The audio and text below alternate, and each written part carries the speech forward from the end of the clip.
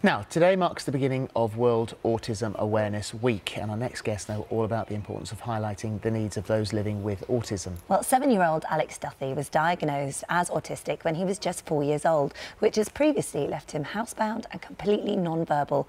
That's until he met his best friend, Chester.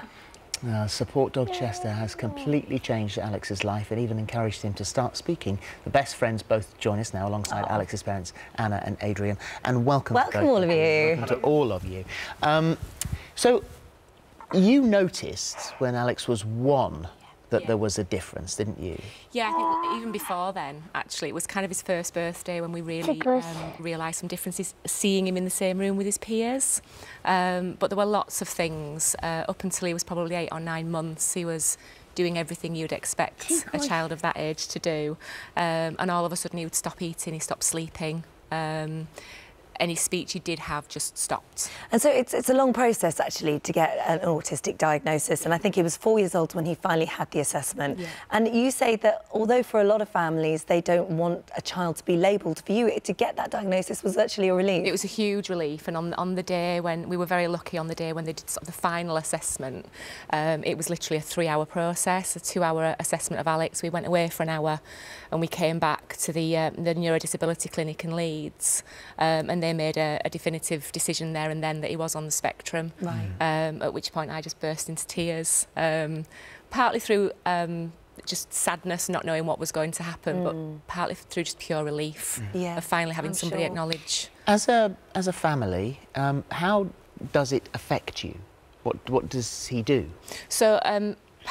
Different people with autism, they suffer or have different traits. For Alex, he suffers quite badly with anxiety, sensory processing disorder, which means things like bright lights, loud noises, the breeze, touching his skin, anything like that. One day he can be fine with, another day it can send him into what we call an autistic meltdown. Right. Which means he just shuts down. He can either shut down and do nothing and kind of go into a world of his own, or he can have a meltdown, which is what some people portray as a tantrum, which it isn't a tantrum. And he has no sense of danger? No sense of danger. He's actually drawn to it, so he loves movement. So anything like a train, traffic, the sea. So that's scary then, when you're taking him out of the house. Absolutely. And that's why for a very, very long time you preferred to just stay in the house. Yeah, it was just easier because you were always grabbing him, pulling him back, which is frightening for a parent, but it's uncomfortable for the child as well. Well, he goes to a mainstream school, and this sort of journey to find Chester began because the summer holidays were coming up and he loves school. He does. Summer holidays are around the corner and you're thinking, right, what am I going to do with him? I need to find stuff to keep him entertained.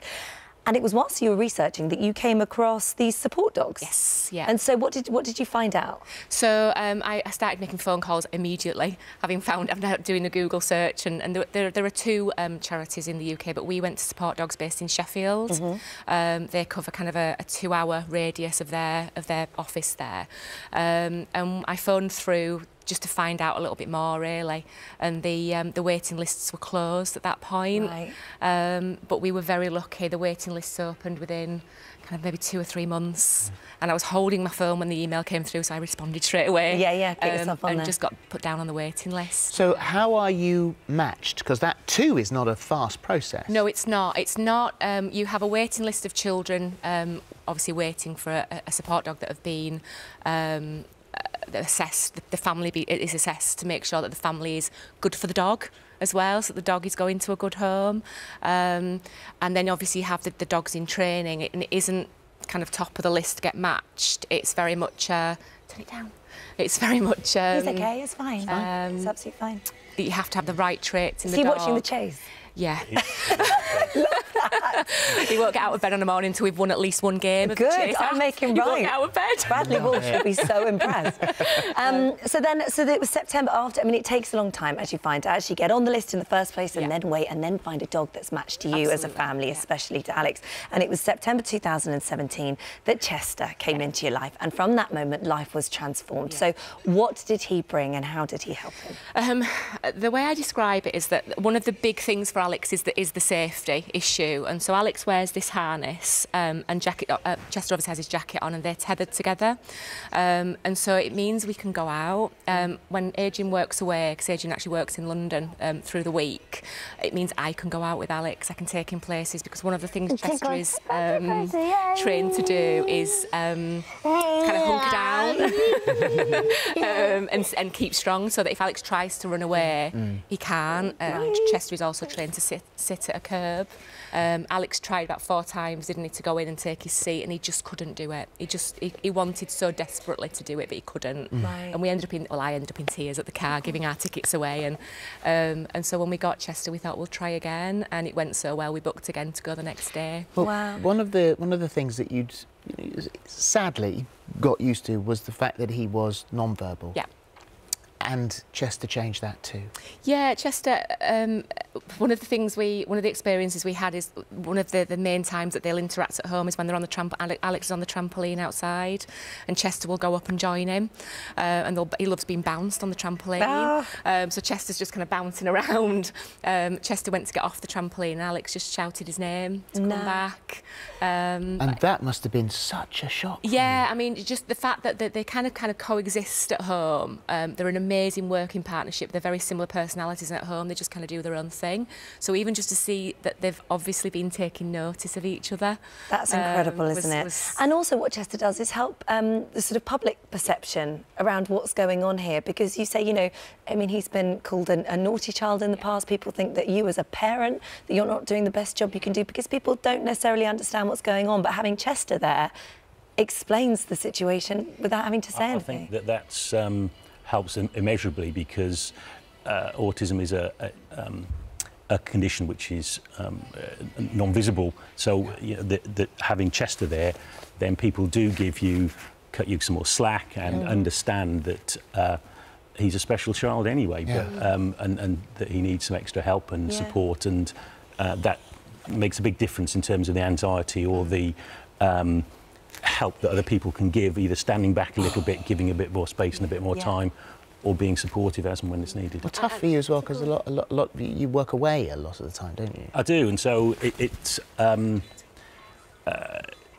when you're 180 miles away from home, if there's any small little crisis or anything like that, then at least I've got assurance that Chester's there looking after them both, really.